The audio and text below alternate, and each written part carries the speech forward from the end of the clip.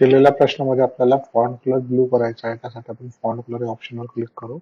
इथून blue colour select करू. Thank you. Text colour apply करायचा आहे आपल्याला. टेक्स्ट इफेक्ट अप्लाय करायचा आहे. टेक्स्ट इफेक्ट मध्ये जायचं.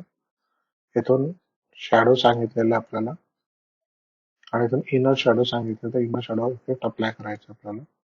इफेक्ट अप्लाय करायचं इथून. थँक्यू. पीडीएफ फाईल आपल्याला क्रिएट करायची आहे. त्यासाठी आपण फाईल मध्ये जाऊ. इथून एक्सपोर्ट करू.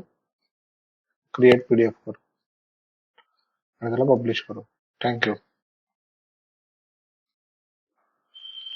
आपल्याला नवीन कॉपी तयार करायची आहे आणि त्याला सेव्ह करायचं आणि फाईल मध्ये जाऊ आपण सेव्ह ॲज करू आणि याला ब्राउज वर जाऊन आणि डेस्कटॉप वर क्लिक करू आपण आणि याला फाईलला नाव देऊ आणि याला सेव्ह करू.